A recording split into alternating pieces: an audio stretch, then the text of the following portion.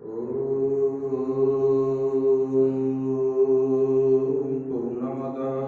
पूर्णमिदं पूर्णात् पूर्णमुदच्यते पूर्णस्य पूर्णमादाय पूर्णमेवावशिष्यते। ॐ शान्ति शान्ति शान्ति। शङ्करं शङ्कराचार्यं केशवं बादरायणं सूत्रभाष्यकृतौ वन्दे भगवन्तौ पुनः पुनः। ईश्वरो गुरुरात्मेति मूर्तिभेदविभागिने व्योमवद्व्याप्तदेहाय दक्षिणामूर्तये नमः। गुरुर्ब्रह्मा गुरुर्विष्णु गुरुर्देवो महेश्वरः गुरुः साक्षात् परं ब्रह्म तस्मै श्री गुरवे नमः।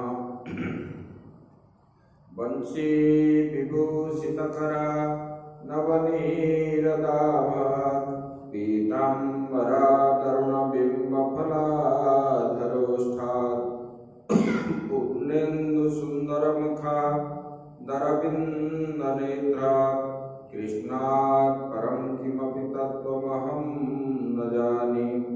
वसुदेवसुतं देवं कंसचाणूरमर्दनं देवकी परमानन्दं कृष्णं वन्दे जगद्गुरुं कृष्णं वन्दे जगद्गुरुं।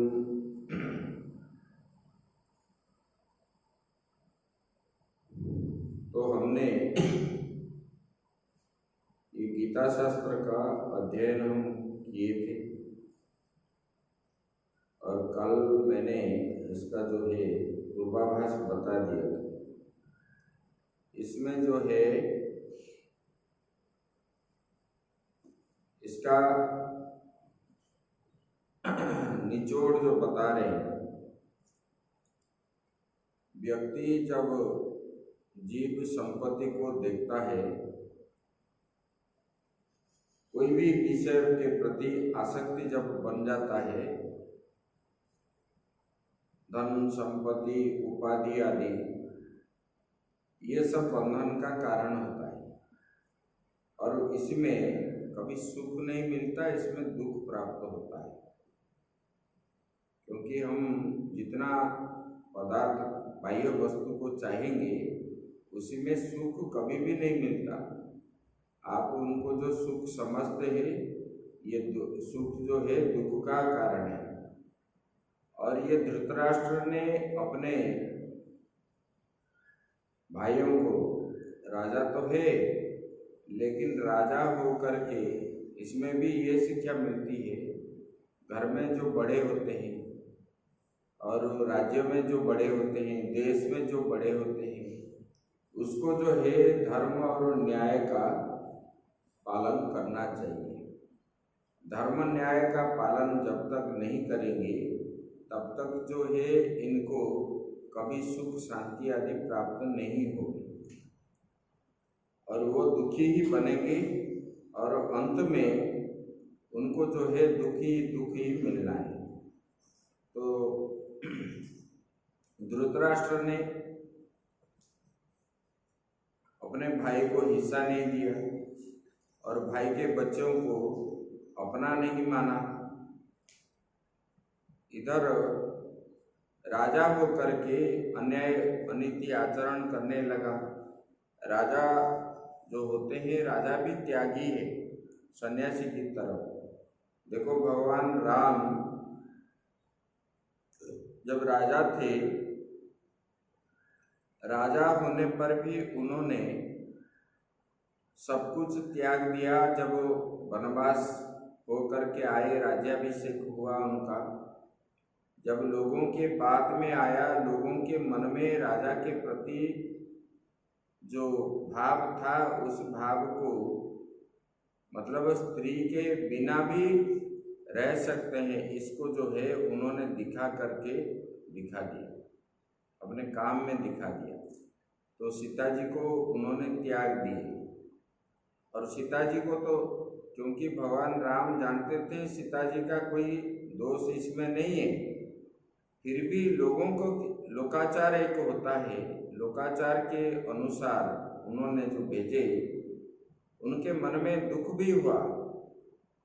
उन्होंने एक पत्नी व्रत पालन भी किए थे।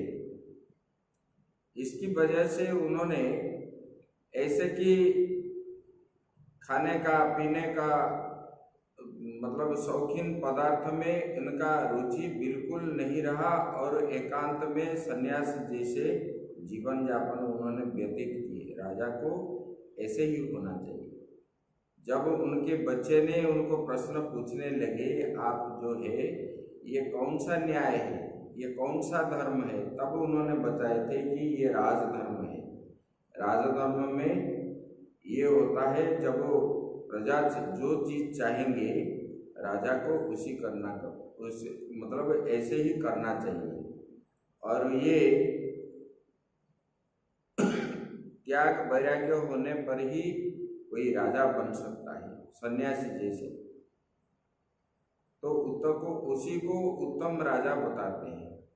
तो ये जो है राजा तो बना था, लेकिन इनके अंदर जो है त्याग वैराग्य, आप घर में भी आप घर बनाए, घर के अंदर अगर त्याग वैराग्य नहीं है तब जो है कुछ आपको घर में कभी शांति नहीं, अशांति ही मिलेगी। इसलिए त्याग जो है भगवान तो इसलिए बोलते हैं ना, निष्काम कर्म करो। कुछ भी कर्म करने से पहले उसका जो है फल की इच्छा मत रखो, मतलब काम करते चलो और वो जो है भगवान के ऊपर ही छोड़ दो। ये बात आया। जब युद्ध की बात आई, युद्ध में इकट्ठा हो गए और धृतराष्ट्र जो है संजय से प्रश्न पूछ रहा है, क्योंकि जो पापाचारी होते हैं उनके मन में पाप ही फैलता रहता है और उनको जानते हैं कि मैं पाप करता हूँ, उसको छुपाने के लिए वो इधर उधर की बात बताते हैं, दूसरे को दोष दिलाते हैं। जो झूठ बोलते हैं कि जो पाप करते हैं, इनके मन में यही भाव रहता है। तो इसलिए धृतराष्ट्र ने संजय को पूछ रहा है कि ये लोग युद्ध करने के लिए गए और वहां पर क्या किए। तब जो है संजय ने उनको बता रहे हैं, कल हम लोग 4 श्लोक तक सुने थे, क्योंकि दुर्योधन ने द्रोणाचार्य जी को बोल रहा था, आपके जो शिष्य है धृष्टद्युम्न, वो जो है पांडवों का सेनापति है, वो इसी प्रकार चक्रव्यूह रचना किया जो आपसे पढ़े हुए, आपका शिष्य बोलने का मतलब आपसे शिक्षा ग्रहण किए हुए है और आपके विरोध में ये आपको मारने के लिए ही उन लोगों ने खड़े हुए हैं। और बोले कि और कौन कौन है, दृष्टकेतुश्चेकितानः काशीराजश्च प्रियवान् पुरुजित् कुन्तिभोजश्च सव्यश्च नरपुङ्गवः युद्धामन्युश्च विक्रान्त उत्तमौजाश्च वीर्यवान् सौभद्रो द्रौपदेयाश्च सर्व एव महारथा। बोले कि धृष्टकेतु एक राजा का नाम है, और चेकितान और काशी राजा और नरश्रेष्ठ जो है पुरुजित और कुंती भोज राजा, मतलब कुंती के पिता जो है, और सव्य और युद्धामन्यु उत्तम औजा, ये सब सुभद्रा का पुत्र जो है अभिमन्यु आदि, ये सब खड़े थे।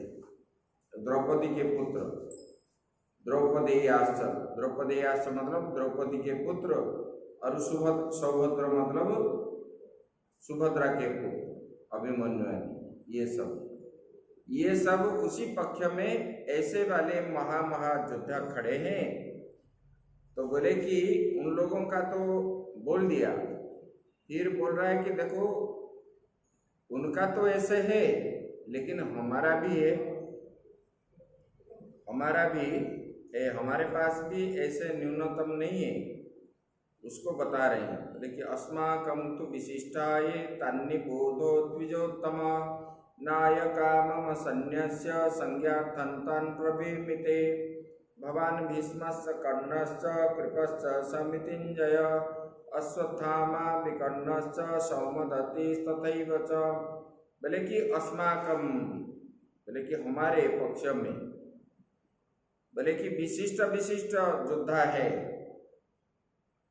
बोले कि ये जो है पांडवों की तो बता दिए, बोले कि हे द्विज श्रेष्ठ, हमारे विशिष्ट यानी विद्या, बल, पौरुष, पराक्रम, कुल, शील आदि से युक्त हो करके जो सेना आए हैं उनको मैं बताता हूँ आपको। मैं आपको बताता हूँ, आप सुने। अस्माकं तो विशिष्टाय तान्नी बोधो द्विजोत्तम। द्विजो से मतलब ब्राह्मण से उत्तम कुल में उत्पन्न है कौन? द्रोणाचार्य जी। इसलिए उनको संबोधित करके बोले कि हे द्विजोत्तम, हे ब्राह्मण के उत्तम कुल के उत्पन्न हुए गुरुदेव, बोले कि हमारे पास भी इस प्रकार है। बोले कौन कौन है? बोले कि भगवान भीष्मश्च कर्णश्च, बोले कि भीष्मा जी है, पितामह भीष्म है, भगवान आप ही हो, कर्ण भी है, कृपाचार्य है, और अश्वत्थामा है, विकर्ण है, सौमदत्त है, ये सब है। बोले कि ये सब क्या है? बोले कि ऐसे ये जो महारथी है, बोले कि इसी प्रकार और बहुत कुछ शूरवीर है। अन्य च बहवः शूरा मध्यर्थे त्यक्त जीविता। बोले कि जिन लोगों ने मेरे पास है, मेरे लिए जीवन देने के लिए वो खड़े हैं।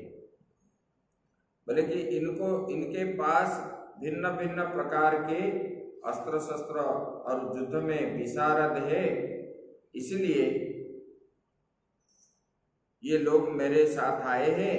और हमारा सेना नायक जो है भीष्म जी है, ये भीष्म जी का रक्षा करना हमारा धर्म है, इसलिए हम लोग जो है भीष्म जी का ही रक्षा करेंगे, ऐसे बता दिए। उसके बाद बताते हैं, ये जो गीता शास्त्र है ये यहाँ पर पूर्वाभास बता रहे हैं। मूल प्रकृत गीता जो है दूसरे अध्याय के 10वां श्लोक से शुरू होता है। भगवान ने जो उपदेश किए हैं, अभी ये जो पूर्वाभास किस लिए ये शास्त्र हुआ और भगवान ने कैसे बताए, उसका पूर्वाभास बताने के लिए ये श्लोक सब आए हैं। और आगे जो सुनोगे उसी में भगवान जब से बोलेंगे तब जो है उसमें अच्छा लगेगा। और प्रकृत गीता जो है उधर से ही प्रारंभ हुआ है। ये प्रारंभिक स्तर में आपको जानकारी के लिए मैं ये बता रहा हूँ, क्योंकि कोई भी शास्त्र पढ़ने से पहले कुछ को तो छोड़ना नहीं चाहिए, छोड़ने से दोष भी आता है। इसलिए अभी 1-2 दिन जो है ये ऐसे चलेगा, अच्छा नहीं लगेगा सुनने। अभी बता रहे हैं, बोले कि देखो अयनेषु च सर्वेषु तथा भागमवस्थिता भीष्ममेवाभिरक्षन्तु भवन्तः सर्व एव हि तस्य संजनयन हर्षं कुरु वृद्ध पितामह सिंहनादं विनिद्योच्चै शंखं दद्मौ प्रतापवान्। क्योंकि जो दोष करने वाला होता है उसके मन में हर समय शंका रहता है। तो दुर्योधन जो है सबको पता था उसी समय जहाँ पर भगवान श्री कृष्ण है, अर्जुन है, वहाँ पर विजय सुनिश्चित है। क्योंकि सर्वश्रेष्ठ धनुर्धारी जो है उसी समय के द्वापर युग में अर्जुन थे, और भगवान भी किसी युद्ध में हारे नहीं थे। इसलिए ये लोग देखते आ रहे हैं, ये लोग जिसको पकड़ेंगे कभी छोड़ेंगे नहीं। तो वो जानता था कि हमारा पराजय सुनिश्चित है, फिर भी जो है जान करके उनके साथ युद्ध करने के लिए ये जो खड़े हुए हैं, इसकी वजह से वो उसके मन में कुछ ना कुछ दुख भी होता है। इसलिए वो बता रहे हैं अयनेषु च सर्वेषु तथा भाग, बोले कि हमारा विजय भीष्म पितामह के अधीन है।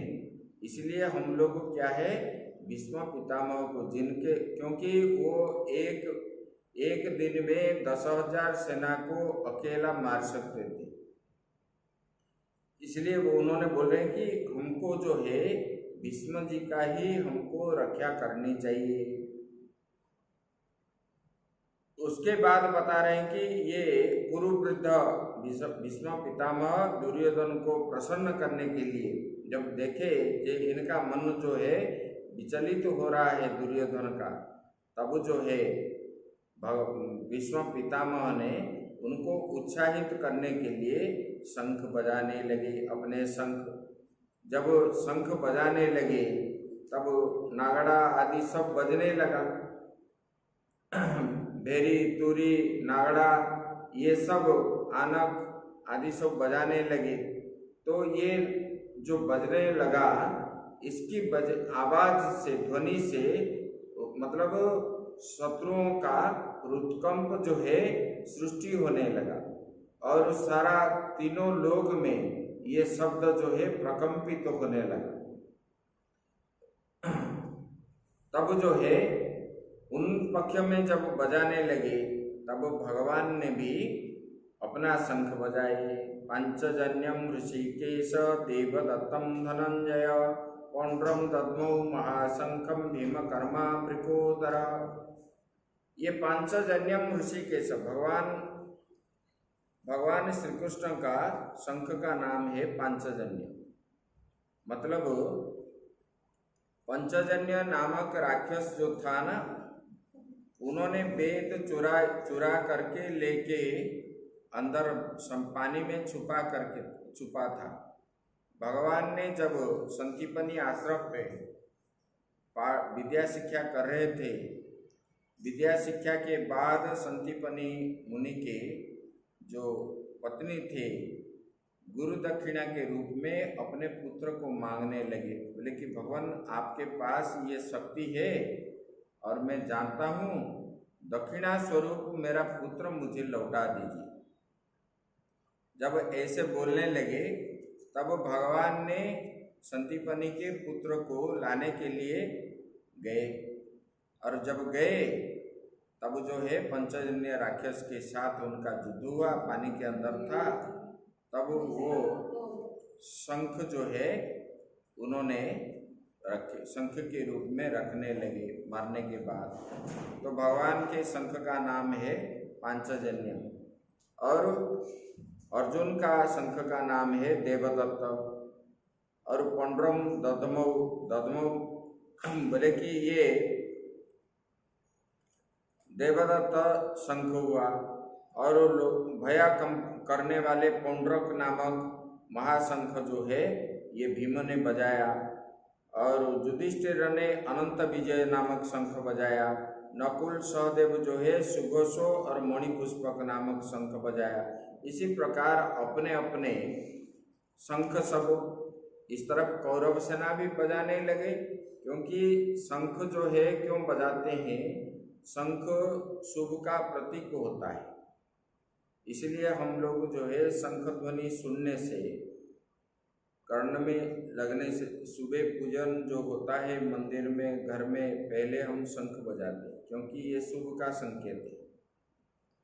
उसमें आवाज भी जो होता है ना, वो ओंकार का ही आवाज होता है, और ओंकार जो है ये परमात्मा का स्वरूप ही है, और वो ध्वनि अपने कर्ण में जाने से बहुत पाप मिटता है।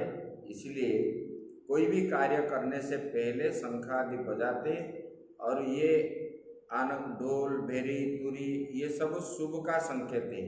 इसलिए कोई भी शुभ कार्य करने से पहले ही इनको बजाते हैं। सुभद्रा द्रौपदेयाश्च सर्वश पृथिवीपते सौभद्रश्च महाबाहु शंखं दद्मौ पृथक पृथक।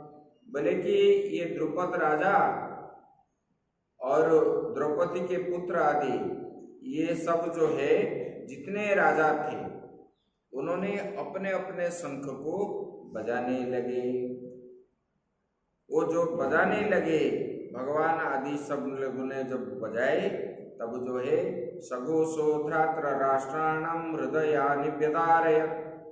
तब कौरव के छाती जो है विदीर्ण होने लगा, क्योंकि शत्रु पक्ष ये जो है अर्जुन आदि जो बजाए शंख, भगवान ने जो बजाए, ये शंख का आवाज जैसे कि डीजे बजने पर छाती क्या होता है, धड़धड़ होता है ना, जिनका कमजोर वाला छाती है, हार्ट है, उसको जैसे होता है, इसी प्रकार इन लोगों का उसी समय का भगवान का शंख जो है डीजे है मान लो। तो ये जो है उन लोगों का हृदय जो है विदीर्ण होने लगा, सहन नहीं कर पाए। जिनको जिनसे मतलब मिलता जुलता नहीं है, बात में भी किसी में भी विरोधाभाव होता है, दूसरे का अच्छा वाला चीज इनको अच्छा नहीं लगे। और इन लोगों ने जो ध्वनि प्रकट किए, भगवान और अर्जुन आदि ने प्रकट किए, वो आवाज सुन करके दुर्योधन आदि के मन में जो उत्पन्न हुआ क्रोध और द्विगुणित हो गया, और उनको जो है तुमुलो व्यनुनादयन, बोले कि हृदय को विदीर्ण करने लगा, जैसे वो समझ रहे थे इसी प्रकार। उसके बाद बताते हैं, बोले कि राजन, शास्त्रार्थ चलने के समय युद्ध के लिए इकट्ठे हुए धृतराष्ट्र के पक्ष के सैनिकों को देख करके अर्जुन ने भगवान को बोले, भगवान मैं दोनों पक्ष में जो सेना है कौरव और पांडवों के बीच में मेरा रथ ले करके आप वहाँ खड़ा कीजिए। बोले खड़ा करके क्या करोगे? ना भगवान मैं देखूंगा, मैं किसी किसी के साथ युद्ध करूंगा तो मैं पहले देख करके ही मैं करूंगा। तब भगवान ने जब रख लिए, उसके बाद इन लोगों का जो है अर्जुन का मन जो है शिथिल हो गया देख करके।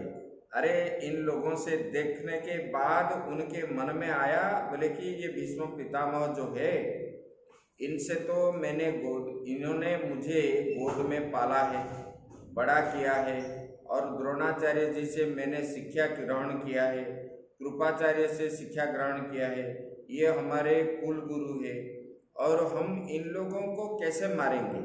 इनके मन में ये आया, क्योंकि इनको मारेंगे, इनके साथ युद्ध करेंगे, मतलब गुरुजनों के साथ ऊंची आवाज से बात करने पर भी पाप लगता है।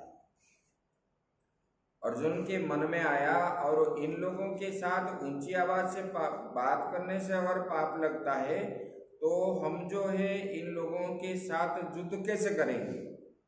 ये जो मन में उनका आया, और जब आया उनके प्रति उन्होंने मोहग्रस्त हो गए।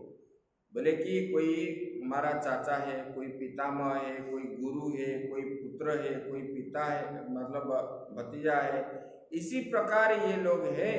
ये तो सब अपना ही है, लेकिन ये अपनों के साथ हम युद्ध कैसे करेंगे? अगर करेंगे तो ये लोग नहीं रहेंगे, ये लोग नहीं रहेंगे तो हम राजा होके हम क्या करेंगे, ये भी बताएं।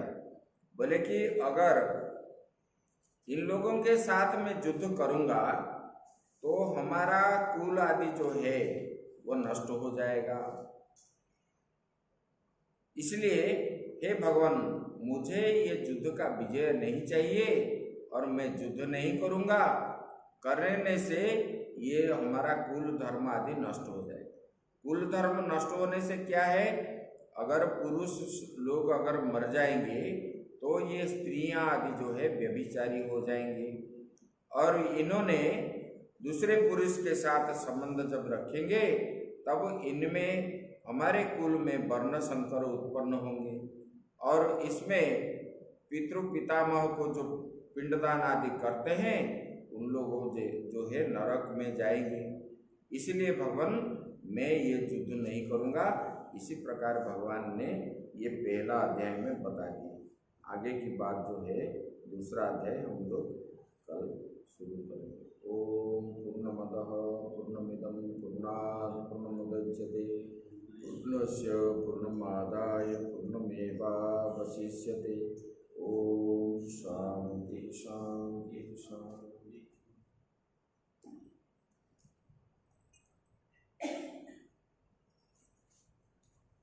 बंद